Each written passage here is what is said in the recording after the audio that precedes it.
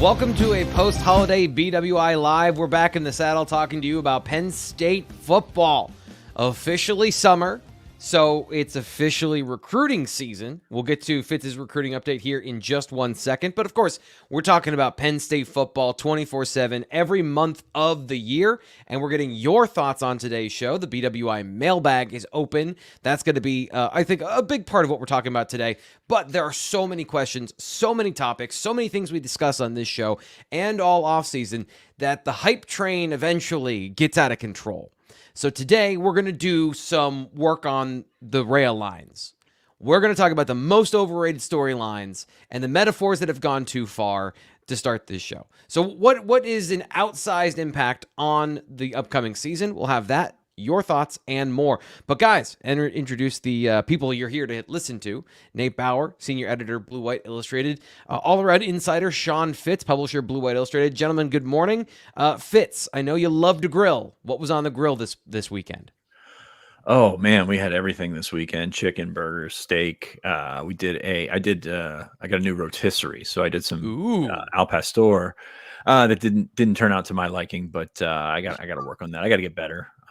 It's the grilling season. It's it's crunch time for us. It's time to set it straight. We got official grilling coming up, so yeah, there's a lot to get better for this weekend. But forgive me, I thought this was a baseball show. Nate, baseball. What's going on with the Nittany Lions baseball team? I don't know that we've had too much to talk about with that team over the last couple of years, but suddenly this past weekend, there's a lot to talk about. I'm a little disappointed that I'm not allowed to tell my grilling war stories as well, because I have some that were laced in between Penn State baseball, which let's recap this for everyone, just so we know how the process works. Penn State baseball was supposed to begin play in the Big Ten tournament on Tuesday. I was not aware of that, but the game got delayed to Wednesday morning at 11 a.m. I turned on the television because I saw a couple of tweets about Penn State baseball making a nice play, like the right fielder making a nice play. And that started my interest in Penn State baseball, the first Penn State baseball that I have watched in years, of which they eventually won Wednesday. They won Thursday. Because they won Thursday, they had Friday off, came back and won on Saturday in the Big Ten tournament semifinals, and made it to the final of the Big Ten tournament against Nebraska on Sunday, where they lost. But still a pretty, my assumption is that most people, Penn State fans, are not paying attention to Penn State baseball. Yeah. But it's a remarkable and kind of unprecedented run for that program. First year with Mike Gambino as their head coach, their manager. Right. First time, I believe, in 24 years that they made it to the Big Ten championship game, and really because of it had a shot at the NCAA tournament. So huge run for that program, gives them a springboard into the offseason. They'll have some roster movement, some portal movement, and we'll see where they go from here. Yeah, it was something, obviously, you mentioned sparked your interest this weekend. You wrote about it over at BlueWhiteIllustrated.com, recapping what was going on. But, checking out what was popular on the site, Fitz. People were loving the in-game threads and talking about Penn State baseball. The number one thing on the site for Lions Den message board members was the baseball game. Who would have thought? I mean, look at this guy. Everybody loves Nate. So, when he gets to talk about turning double plays or what should or should not have been a strike in the eighth inning of that Nebraska. You got to pull the pitcher in the seventh inning. Do it. He fired Gambino 6 times. It's part of the deal. It's an in-game thread. That's what they do. Yes. But it was fun. I've actually been following them all year, which is really funny. It's a very unique juxtaposition of how they went this weekend. But Nate just latched onto it, and all of a sudden he just took over. So good for you. It was fun. It was a fun watch. Again, I really enjoyed watching that team. Adam Tyseer was fantastic. He's awesome. I remember him as a quarterback at football camp years ago before he went to baseball. He was a heck of an athlete at Forest Hills. So it was fun to watch. Unfortunately, they came up short because it would have been nice to get that automatic bid to the regionals, and because that's uncharted territory. And like I said on the show last week, Gambino's done some really nice things. Nate, you and I played golf with an assistant, an unnamed assistant, who was he was optimistic about the program's future in terms of getting kids in, especially kids from Pennsylvania, which was a sore spot with the last coach. They're now turning over those stones and doing some good things. So happy to see it. Yeah, and if you want these in-game threads, it's a watch along. It's you and your friends hanging out, and so your friends are some of the most unhinged people when Penn State colors are on the field competing against other Big Ten colors. And it's an entertaining process where a lot of people get to hang out and give their thoughts on all of that. You can be a part of the gang. All you have to do is subscribe to Blue White Illustrated 2 months for $1, a special podcast and YouTube promo. So if you're watching the show live here, you're listening to the replay, or you're on our podcast, use code PSU1. You get 2 months for $1.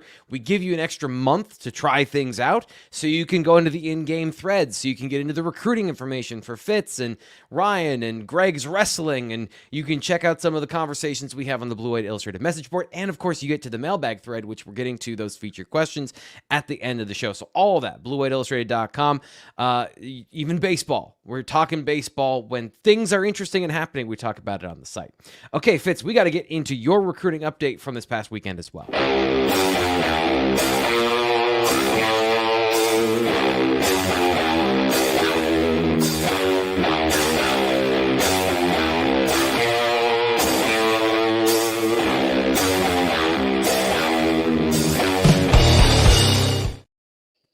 Fitz's recruiting update brought to you by Sweet Bass Riffs. Fitz, what went on this past weekend for Penn State football recruiting? Not much. The NCAA, for the first time this year, and I think it's a good move, made the Memorial Day holiday a dead period. So this doesn't really affect Penn State all that much because it was always a weekend to gear up for the next couple of weeks of June camp season, an official visit season. But there are schools that are affected. Temple used to run a Memorial Day camp weekend to sort of get ahead of things, to get these kids that were, going to use June for official visit. Well, not really official visit, but use June as a camp season for bigger schools to get down there. Local kids mostly, and they've had some success getting guys out of there. So they made it a dead period. So it kind of hurts the little guys in this one, but not really Penn State. So we shift our focus to Tyseer Denmark in the Big 33, one of 3 future Nittany Lions to play in the Big 33 game, a game that's, seen better days. But at the end of the day, Pennsylvania just rolled Maryland this weekend, 31-7, in large part due to Tyseer Denmark. 4 catches, 95 yards, 3 touchdowns. This guy was awesome on Sunday.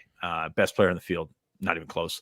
And he did it in a fashion that kind of gets the heart pumping if you're looking for somebody to come in and make an ups. A lot of good contested catches from what I saw on the social media clips. Contested catches all over the place. I mean, you could see from the jump, they gave him a jet sweep to start, and then they gave him an option pass where he threw it downfield to Aaron Enterline, another future Nittany Lion who's going to walk on at Penn State at receiver. It was clear from the start. Pennsylvania's coaching staff knew what they had. They knew who to get the ball to, and they knew the situations in which to do so.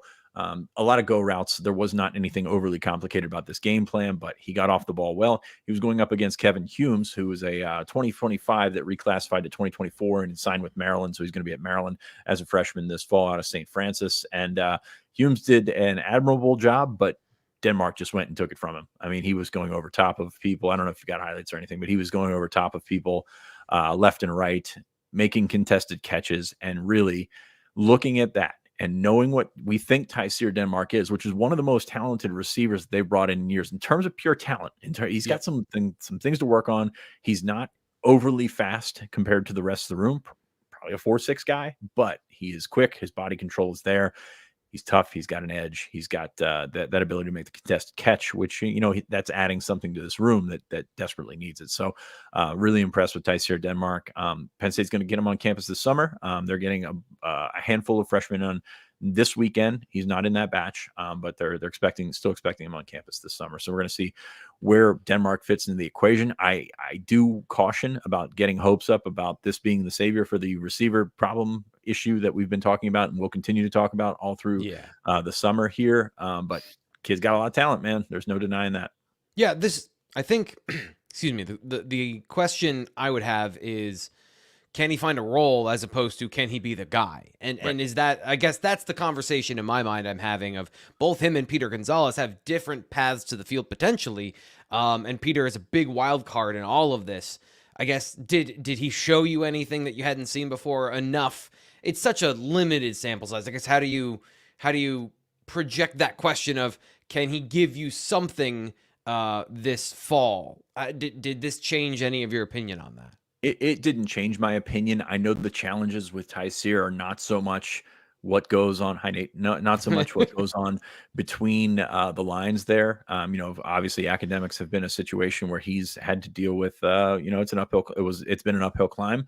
And that's going to just continue when he gets to college. I mean, you're going to need to help this guy out. You're going to need to put him in the right position. Now, the encouraging thing here is we were saying the same thing about Jameel Lyons last year. Lyons went on to play in several games. And that's the difference, though, is they didn't need him at defensive end as much as the receivers need Tyseer or an impact like Tyseer Denmark. I'm not just going to say Tyseer Denmark.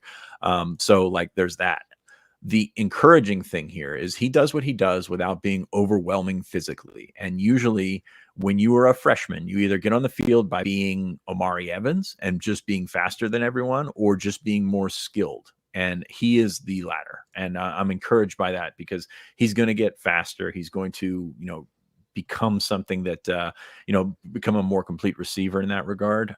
But I like the quickness. I like the body control. And usually that can contribute something. You think back to Jahan Dotson as a freshman, and he was not a world beater. He was not a guy that really, just lit the world on fire. He did not look like a future first round pick, but this is a guy that kind of fits that mold, that doesn't blow you away physically, but can get there eventually. So it's like taking, it's kind of like taking Omari and flipping it on its head there. It's like the physical freak, the guy that you can throw out there because he can run faster than everybody, but he doesn't quite know how to play receiver. Whereas with Denmark, it's kind of the opposite.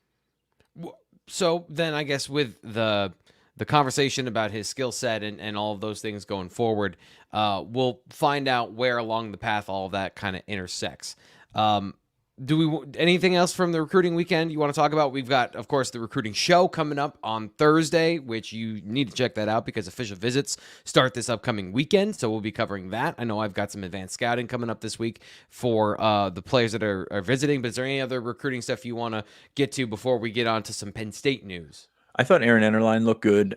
He's going to walk on at Penn State. I mean, 6'2", ran well for the staff, a good athlete, I don't know if he's quite scholarship level athlete, but seems to be some sort of steal in terms of walk-ons. What does that mean in the long run? Hard to say, because it's getting grayer and grayer every year. But honestly, I'm looking at his offer list, and it's small schools, FCS schools. I think Towson was prevalent there. I'm not sure how he didn't have more going on. So I'm curious to see how this one plays out. But Enterline looked good. Kenny Woseley was on the other side there. It didn't take too much away from his performance, because there wasn't too much to take away from that performance. He was, the commentator said he was Pennsylvania's top lockdown corner. Take your word for it. High on Woseley in the sense that I'm encouraged by, and I don't know if we talked about this on the show, but Michigan made a strong run at him late. And that was not getting him on campus, but really, really wanted him to be a part of their program late. Penn State had to fend them off. And that's encouraging, knowing how Michigan identifies, knowing Sainer still, that's kind of the mold of player that they saw him as. And that's encouraging. I mean, if he can be anything remotely close to Mike Sainer still, that would be a win for Penn State. We like to do the adult things on this show and talk about the things that matter. Nate Bauer, an expert on these topics, but also an adult thing, too, is following up on something you talked about previously. Today's Penn State news updates, we are going to do that. We're going to go back to the stadium conversation because we previewed it going into the Board of Trustees meeting and the vote on the proposal to renovate Beaver Stadium. Nate Bauer, almost prophetic in the things that we talked about in terms of how the conversations played out. But I always want to make sure we do our due diligence and we follow up on things. So Nate, was there anything last week that caught your attention or that you want to review or revisit from the Beaver Stadium conversation of the vote and then the fallout, I guess you could say, from the decision to go ahead with the plan? No, lucky guess, first of all.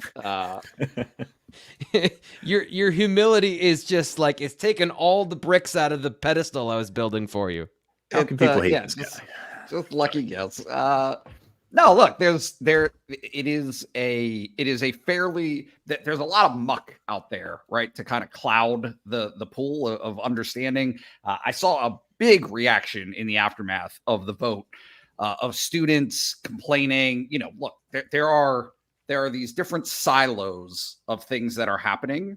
Rising tuition costs, right?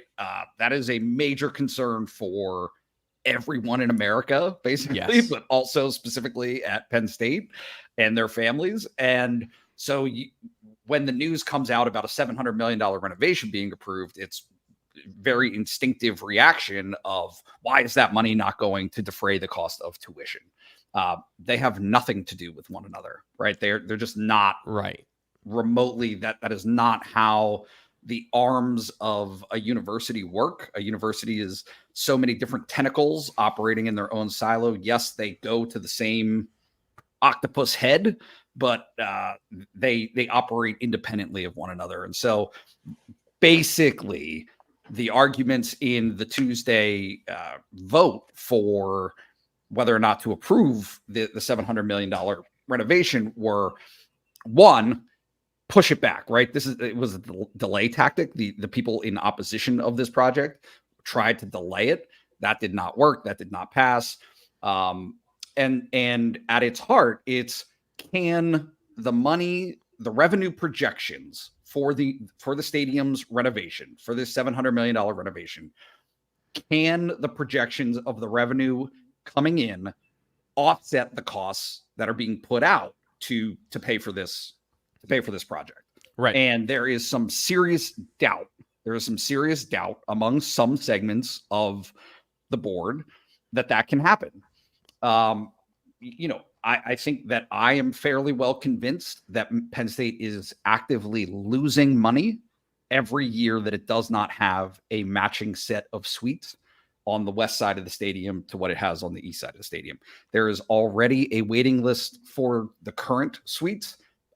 There are new revenue generation opportunities that will become a part of the stands that are, the west side of the stadium, this project that's going to be undertaken, that will offset those costs.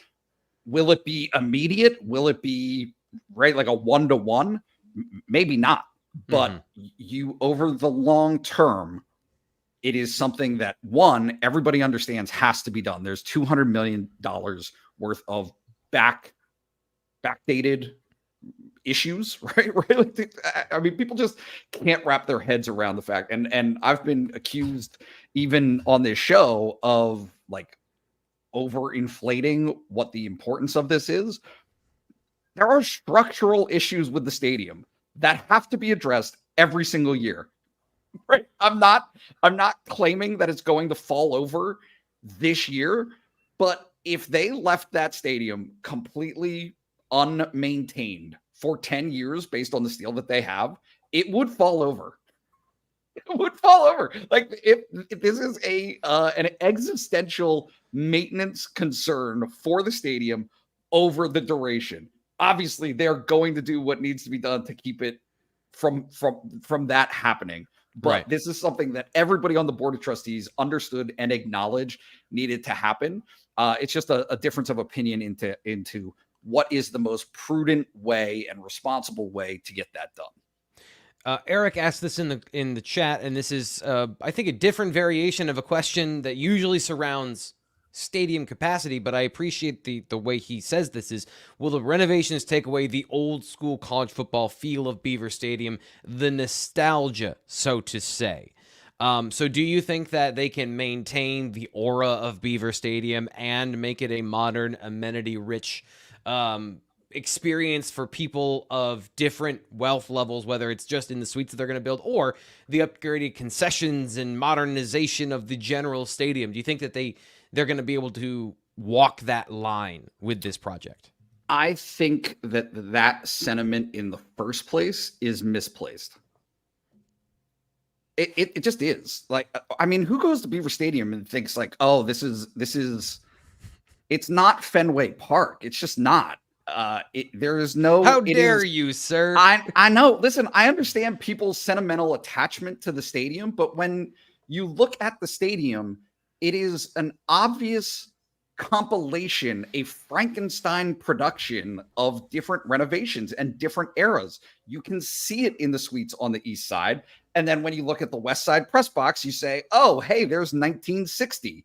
Then you look at the south end zone, and the south end zone up top is brand new. What you're talking about is architectural archaeology, Nate, and that's the history. That's what people. Yeah, Fenway Park was also a dump. Not that I've ever been, but that was kind of the consensus. But you also wanted to maintain the aura of that place, which is, for a certain fan. You know, I was this in my teenage years and in my 20s of enjoying the masochistic brutality of steel and concrete and that hostile environment, because it creates a certain ambiance for fans and for opposing team of this certain feel. And a lot of modern stadiums, they've lost that. You know, not just with domes, but also with some of the other things that go on with kind of creating a more palatable environment for the fan. It does change the vibe of the stadium for sure. I think that's fair. But that's already happened. That's kind of my point, is we have this limited, narrow perspective of what a renovation means, right? There was a conversation happening in 1998 as to what the south end zone renovation would mean to the view of Mount Nittany. People lost their minds over that. That was a huge concern. Like, oh my goodness, you're taking away the view of Mount Nittany. What are the suites going to, right? Like, that charm has gone. There is nothing about the stadium currently that is pure. It's just not. It is all of those different eras being constructed on top of one another. And this is just the next step in that development. And ultimately, this is the biggest point to make, is if you are concerned about losing that, guess what? This is only going to affect 25% of the stadium. It's only going to hit the west side stands. When you're standing in the middle of the field at Beaver Stadium and do a 360, 75% of it is going to look exactly the same. It's not changing. There will be no difference. For $700 million in total, which is but there's gonna be. But look, here's again. This is the problem with this. There is, again, $200 million is going to keep that stadium standing. Okay, right. And then the other $500 million, yes, it will overwhelmingly go to the west side stands. But there will be other improvements that are made to the entirety of the concourse, to all of the egress, ingress stuff, the stair towers, escalators, elevators, you name it, all of the things that are currently problematic. And also, crucially, underneath the stadium is Grange Fair, right? It really is.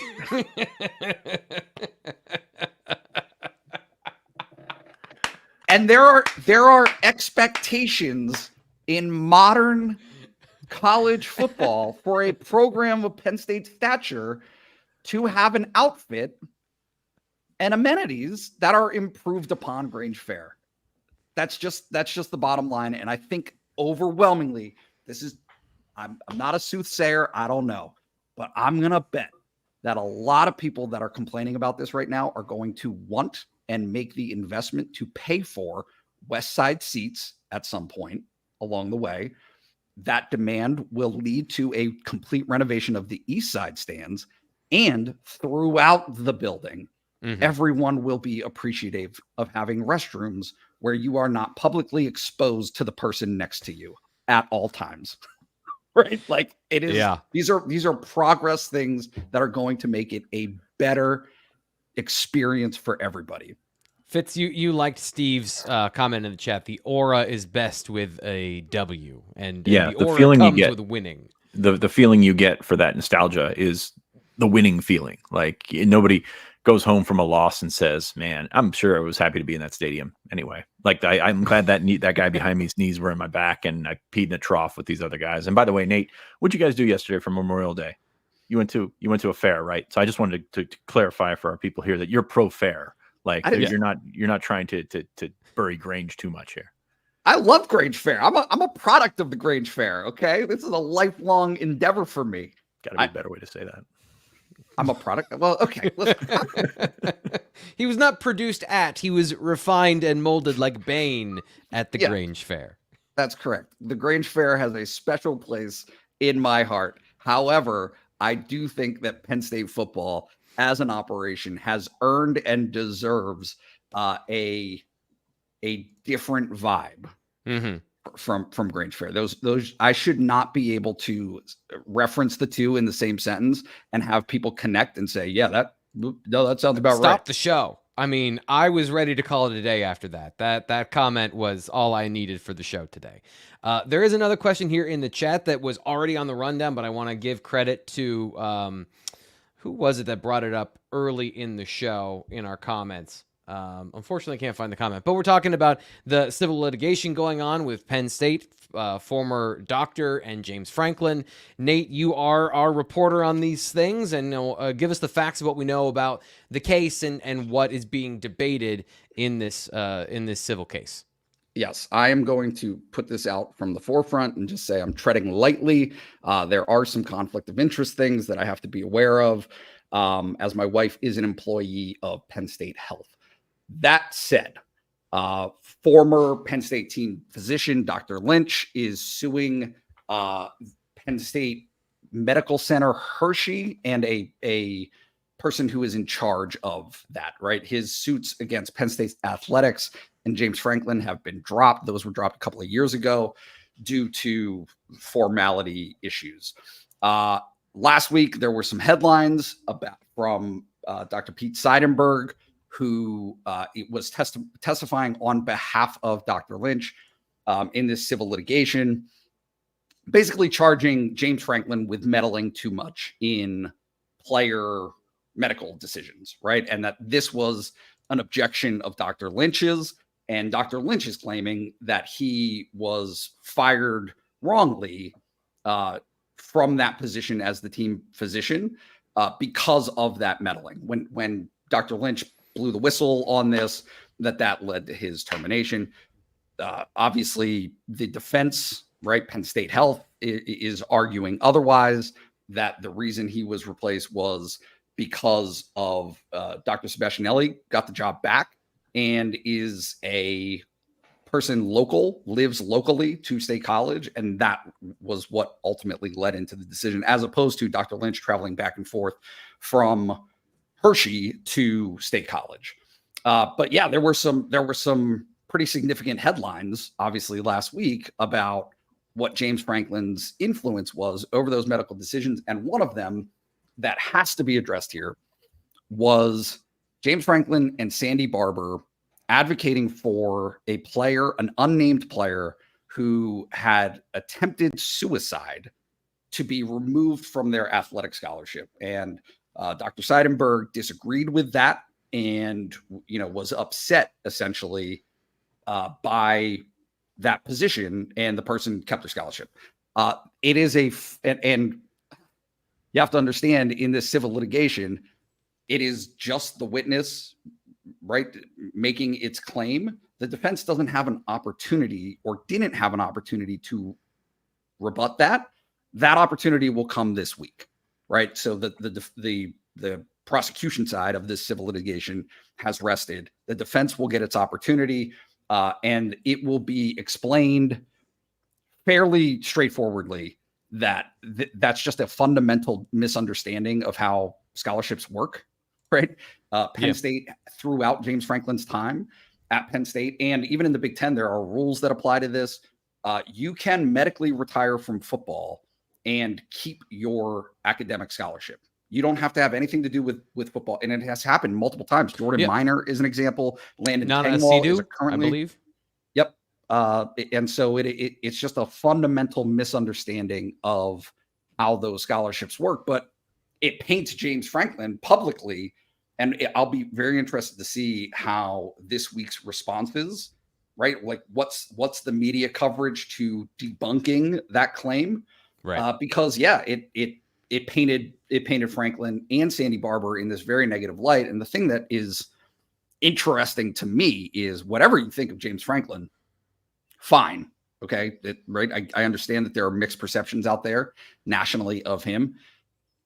I cannot think of a single soul who would ever make the same claim of Sandy Barber, right? Her involvement in that conversation, to me, immediately disqualified it as something that was reasonable, right? Like Sandy Barber would never be on that side. She is wholly an advocate of student welfare, student athlete welfare, you name it. And so it's kind of an unfortunate, perception to be out there that James, right, that this suggestion, this sentiment that James Franklin is so callous, or that Sandy Barber would be so callous to prioritize freeing up a scholarship to use for the football program, right? As opposed to the overall health and welfare of this student athlete. But we know that facts don't always matter. It's what's most interesting, Fitz, and it doesn't. When it comes to recruiting, when it comes to public sentiment and perception, like I said, we're heading into the first official visit weekend of June here at the end of the week. So I guess what is the immediate fallout damage control that Penn State has to do from a day-to-day aspect? Do you think this is a big impact, medium impact, no impact? How do you view this particular public situation with what's going on the day-to-day of continuing to run the recruiting and football departments? I think it's one of those small to medium, like that can go away in a conversation, like called, if you're on that tier of being recruited by Penn State and you can get to the head coach, parents call the head coach, see what's up. You can go to the source on this one. So I think that the impact is probably a little bit minimal, but a little bit more than minimal, just because you have to deal with the conversation. You have to spend time with the conversation. You have to explain your side of the conversation, because that's what it is. It's a he said, and she said, of course, with Sandy being involved here. And the unfortunate thing is this is kind of the media wave here, where the front half of the trial is going to be, it's like a civil suit. It's like Isaiah Humphrey's suit. You lay everything out and hope that something sticks. By doing that, you're laying every little piece out that you can possibly lay out.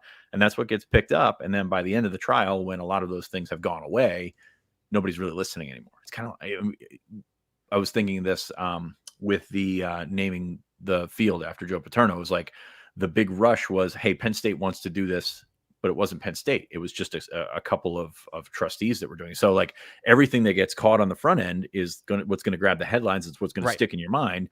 And then, for lack of a better word, the retraction later doesn't land the same. So that's kind of where we're at with this, I think. And it's not even that it has to be a thing. It's just an idea. Like the idea of naming the stadium or the field after Joe Paterno is just something somebody did. And you could even, if you're a calloused person, say that that's a part of our modern media landscape. Is as long as the idea gets out there, it doesn't matter if there's any validity to it.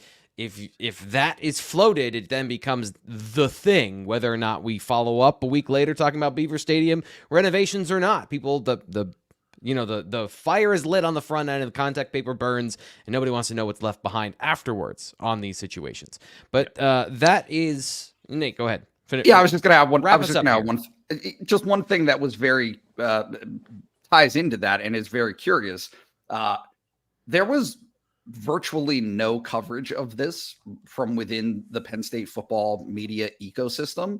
And I don't think any of it was a lack of respect for the process or, covering for James Franklin. It was simply an acknowledgement of where this, right? James Franklin is not on trial, right? The things that were said about James Franklin were part of something that really doesn't have anything to do with him. And so, right, in context, he caught a stray. It is collateral damage of perception for sure, which exists, but it is certainly not of impact to his job security, any of those things. What was curious about it is nationally, the people that picked up the most on it were sites like ours that cover other schools and other programs, right? Big thing at Pitt, big thing at Ohio State, big thing within that Michigan ecosystem, in how the conversation went. And I seriously doubt that there will be the same attention given to it this week as the defense obviously puts up some rebuttals to some of the accusations that were made last week. So you're saying he's not Bud Kilmer putting the knee into Wendell's leg there? That's exactly what it is. Yeah. Okay. I want to get on to our topic of today. This might not be very long, but I am interested to see what you guys have to say about what we're talking about with the overrated Penn State storylines. What do you think?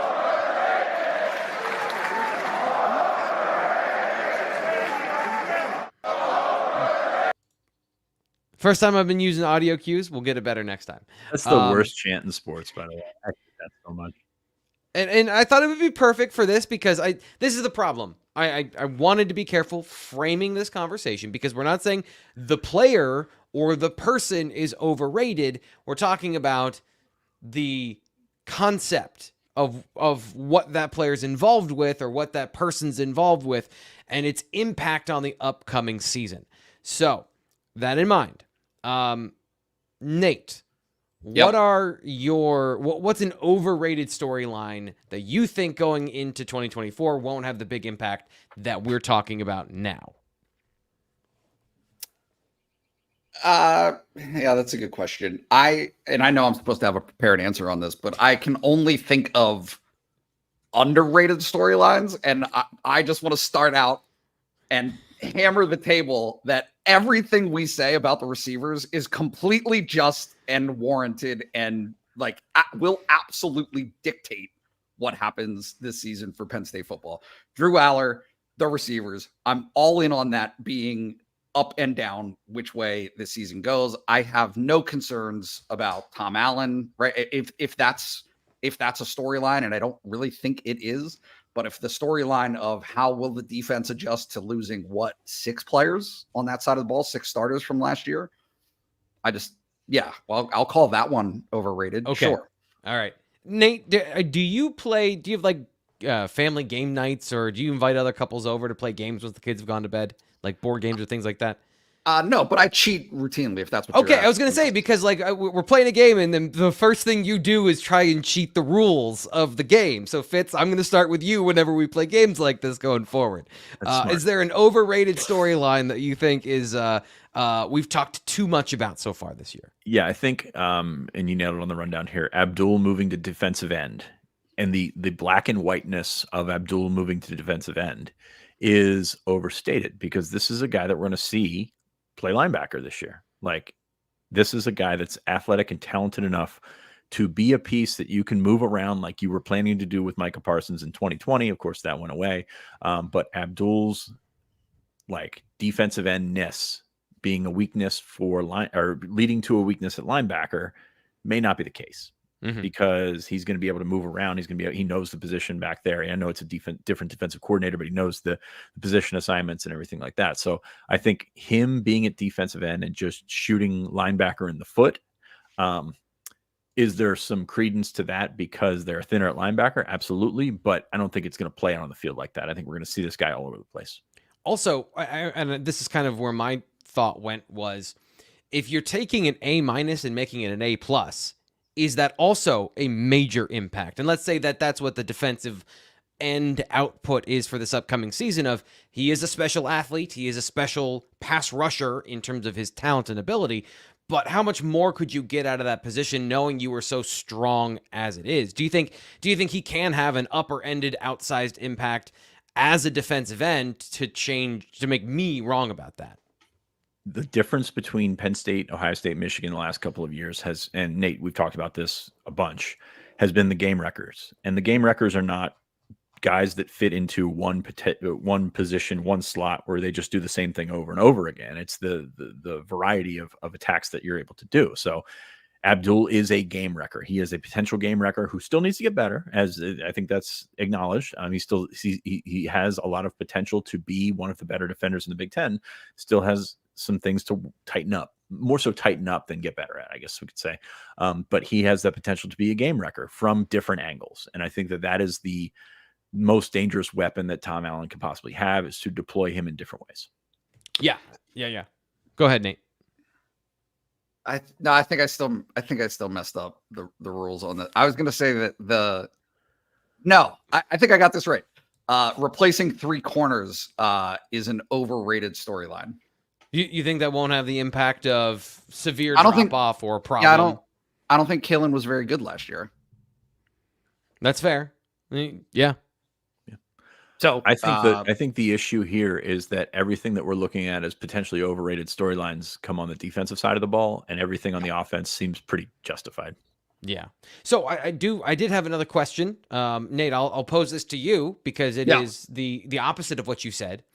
From my interpretation of Andy Kotelnicki's offense, this is an offense that is built to help the quarterback in a lot of different ways.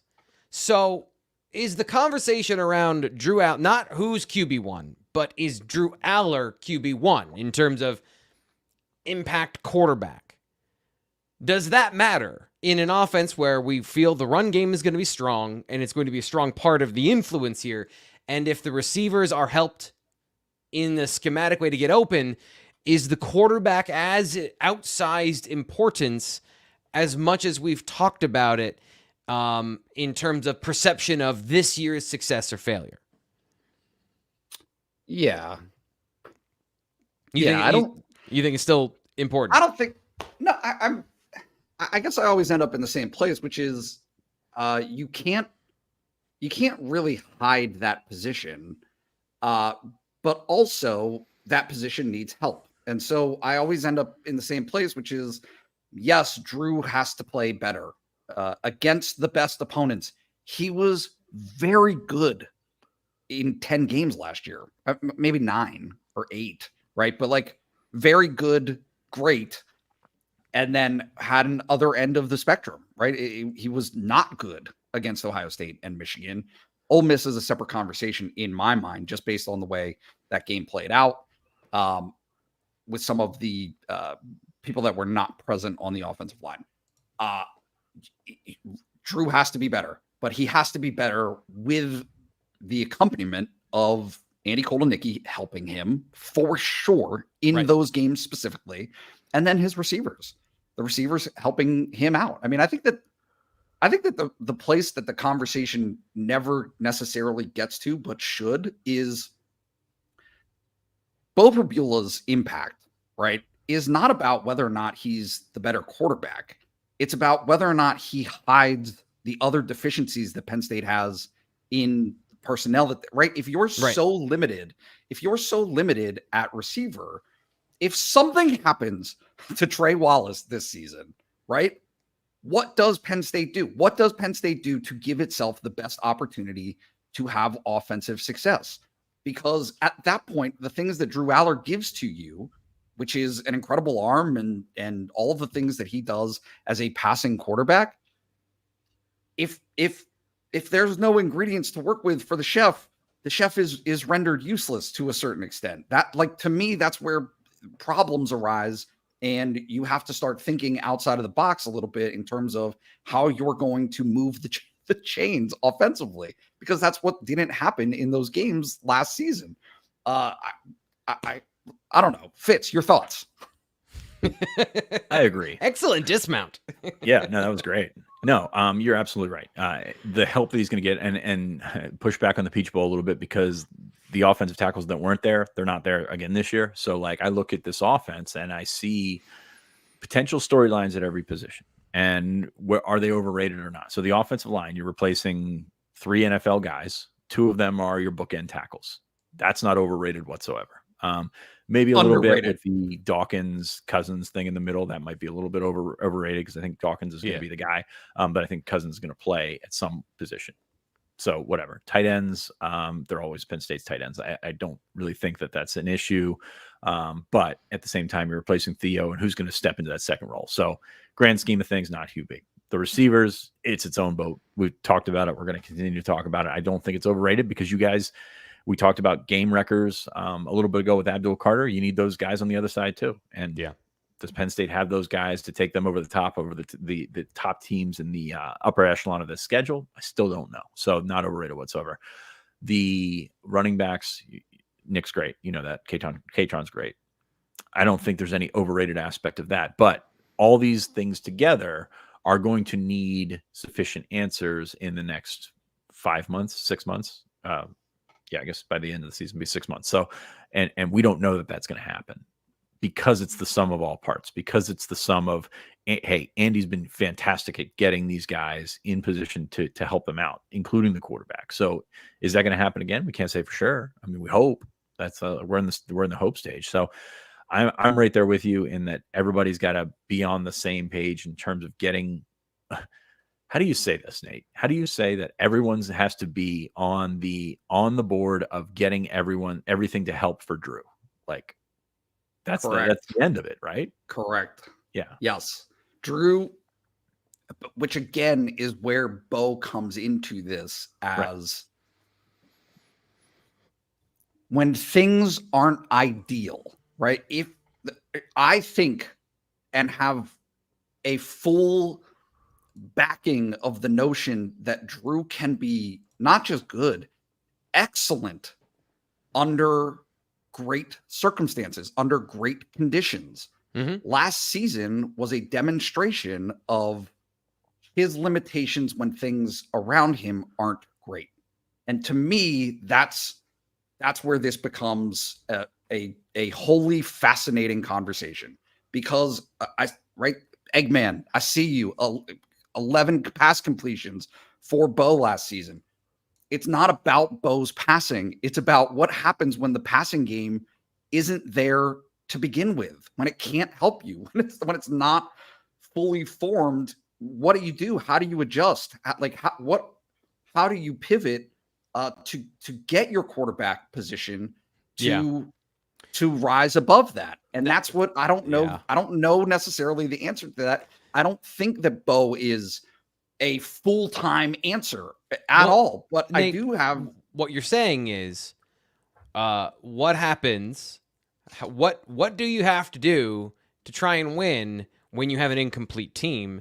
And that's really, I think, the problem we're all talking around is, do they have a complete enough team to win at the level they want to?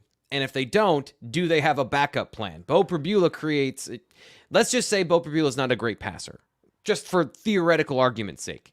You're injecting a new problem. But if you already had that problem, what matters? I think is what Nate is trying to say is you need to get the run game to be explosive if the passing game is going to be, once again, a sidecar on the conversation. So finding an offense to generate those plays, Andy Kotelnicki has done that at Kansas in a similar way.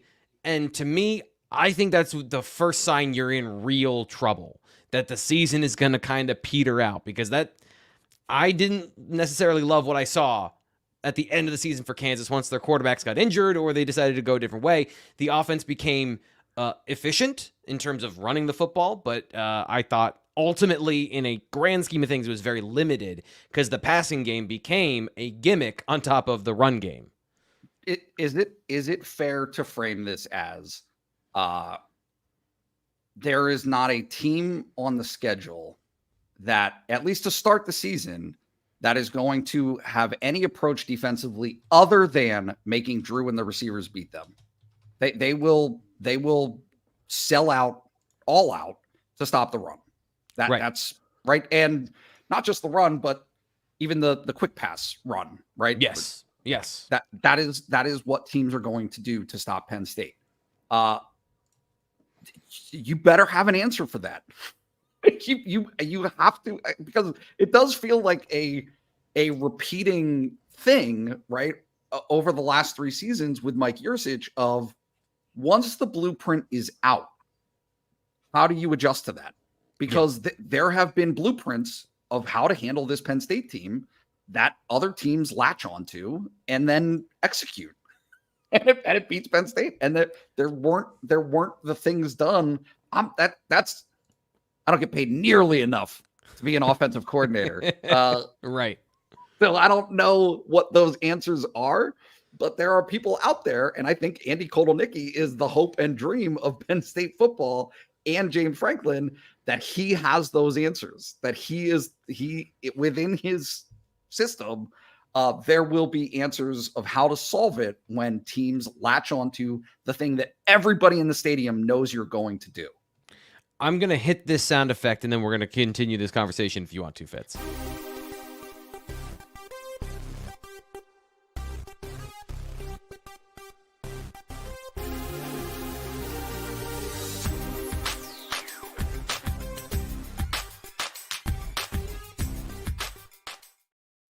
I want to at least give 10 minutes in theory to the BWI mailbag and some of the questions we got here from the mailbag thread. But Fitz, did you have something you wanted to add on to the end what Nate was saying there about the offense? I got a mailbag question for you, T. Frank. Okay. When's the last time a Penn State offense evoked chaos from a defensive coordinator or scheme? Is this I'd say the T formation became a trendy thing that a lot of teams, NFL and other college teams, they adopted. But it is specific. It solves a specific problem, which then defenses began to counter. Penn State tried to evolve that package, and it just didn't really work the same way in 2023. Also because they were missing some key ingredients. Bryce Effner and Brenton Strange were a big part of Penn State being able to run to the left or to the right and really bring balance to that. They didn't have the same run blocking threats this past year, but defenses adapted to what Penn State was doing in those situations. So that would be the one area I'd say Penn State did something novel and innovative, and it was a short yardage goal line red zone package. That's on brand. What about sustaining? Like in terms of a game plan? I mean, we think it's 2017. Yeah. Yeah, I would say probably back to when they had Saquon or Miles Sanders and they had the ability to create those dynamic problems where Trace McSorley has all these coverages to throw into because you had this gravitational force that was Saquon Barkley.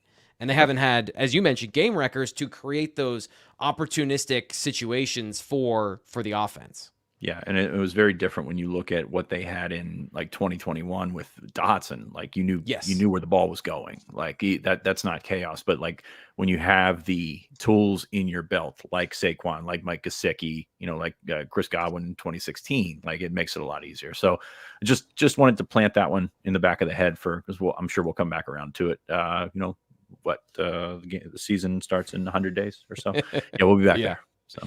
Let's talk to a little more football here. Fitz, who's the assistant coach that we're not talking enough about that's doing better than we realize developing players, recruiting players? Who's an assistant where they aren't in the spotlight? A Danny O'Brien from a couple of years ago or a Deion Barnes before he was the defensive line coach. Is there somebody that you have heard from that is doing an excellent job behind the scenes that is going to be the next name we know?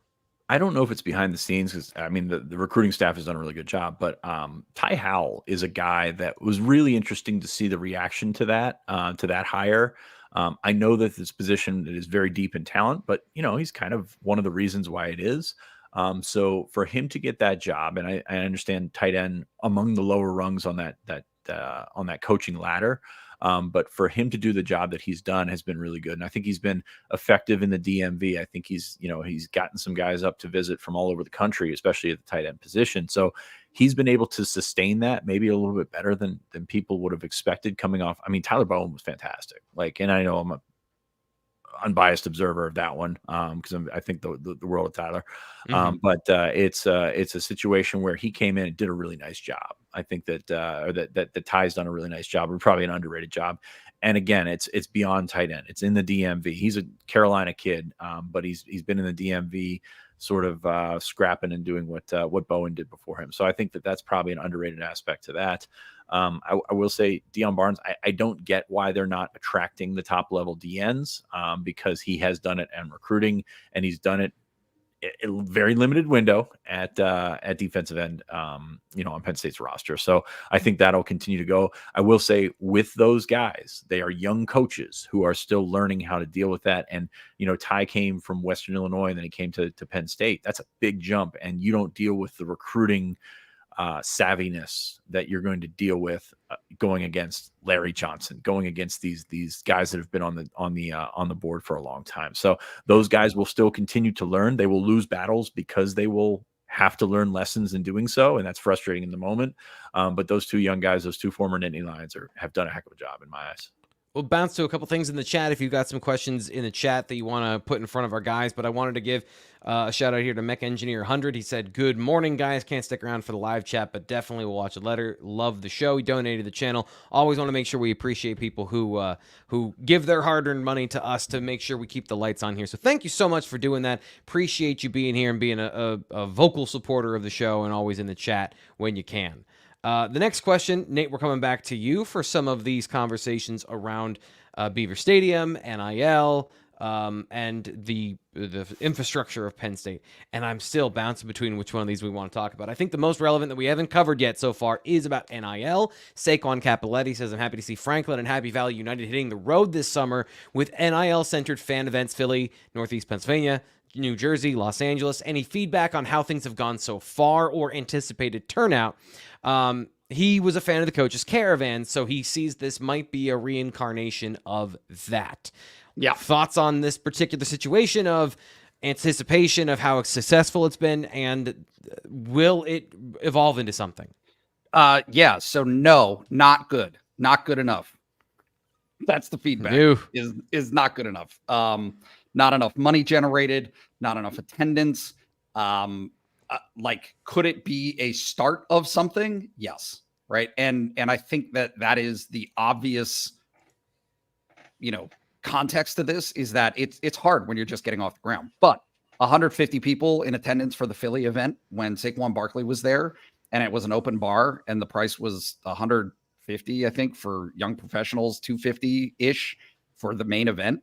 I mean, you can do better there with that open bar, mingling with Penn State football stars, actual football players, past and present, and James Franklin, than you can going to McSorley's and just putting your credit card down and drinking all night. Like, literally, you could do better at that Penn State event. So to have that turnout, I think was disappointing for the program, but something that, if you keep chipping away and keep pounding at that rock, maybe it does better. I think that the turnout for the Northeast Pennsylvania event will be good. That area traditionally balls out. They come out and support. So that I expect that's next week, I believe, that will do well. And then the event at the Shore, I believe, will also, they move to a bigger venue because of the demand for that event. That's in year 3 for that event. I think that will do pretty well. Do you think they're hitting the right note with these? Do you think that you mentioned a couple of criticisms here? Do you think that they've are on the right path to eventually finding the thing that resonates with Penn State fans who want to be a part of these if they're not turning out the way they wanted them to initially? I don't think that there is a broad enough awareness of the event in the first place. I think that is the biggest stumbling area. A James Franklin retweet might be worth something, but as you're speaking comparatively, right, understanding what the context of this is, Happy Valley United has a very low social media following. I mean, most of these collectives do. Right? I mean, whether you're on Twitter or not, but who are the audiences that you're able to engage? How are you able to get that message out that you're having this event? Saquon Barkley's participation wasn't released and revealed because they were working out how to get him there, but that didn't happen until a week before the event. So there's no buildup, right? I think it's just there are lessons being learned right now that will come into play next season. Marketing and brand awareness is kind of the inhibiting factor with all of these situations. And this is, I mean, we're Blue White Illustrated, like, we're in the same boat. Right. Everybody's trying to figure this out, right? Yeah. Like, everybody's trying to figure out, how do you grow your audience? How do you grow organically, right? Without necessarily having to pay for it up front, but how do you get yourself in front of people's eyes? Yeah. And it's a hard thing to figure out. You got to keep working at it, and it takes time. But that's something that, did you plant a bug in my car? Because I had a 4-hour ride to and from Pittsburgh this weekend, where that's what I was talking about with my wife and what we were talking about and what I was thinking about. That's exactly what everyone's dealing with. Your poor wife, man. Yeah, I always say, like, you're not going to care about this. I just need to say the words out. I am a verbal learner. I'm somebody who needs to speak out loud. So she has heard all of the Penn State football thoughts and takes. Fitz, I'm going to come to you for this one. This is, I think, a Nate-centric question, but this is kind of involved in recruiting and the impact of these things. Are the Lash and Haluba renovations complete? We're talking about Beaver Stadium, but there's always other projects, as Nate said. You don't have to do them one at a time. Do you know if there's anything left to do with the practice area and the football building renovations? Yeah, there's still work to do, but the funny part about this is when we moved away from the facilities arms race to the NIL landscape, kind of stopped asking about it. And that's kind of not just me, all of college football. We don't really talk about this much anymore. There is work to do. Obviously, they want to figure out the indoor facility. Nate, I know there's some plans to, kind of not blow the whole thing up, but literally, but make a different facility pitch that would benefit football and also benefit the other schools because they don't want to share Haluba as they do now. So, there's still work left to do. I don't have details on what they're going to do, but Lash is always under construction as we've seen the last couple of years. You do? Nate, what's up? Yeah, ask me the question. What's up with Haluba Lash? Is there stuff left to do? Yes, there's a ton of stuff. They are working on the second story right now of Lash, which is all coaches' offices. That is construction that is currently at progress. They are doing Greenberg Ice Pavilion is becoming a food dining hall training table for Penn State, all of Penn State athletics, but let's be honest, mostly about football.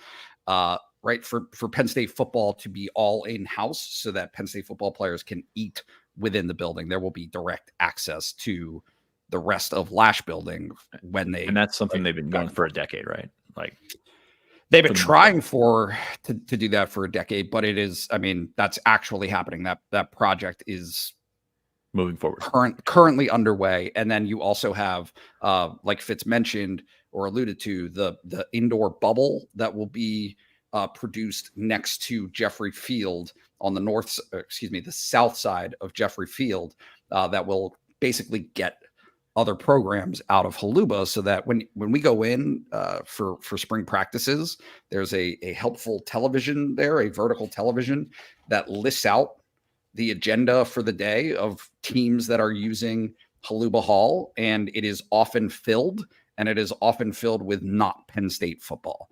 And so if you're Penn State football, just the same way it is for Penn State basketball, sharing its South Gym, its practice facility, if you are a premier program, you do not want to have to share or tell your players even in recruiting that they have to share their facility with all of these other programs.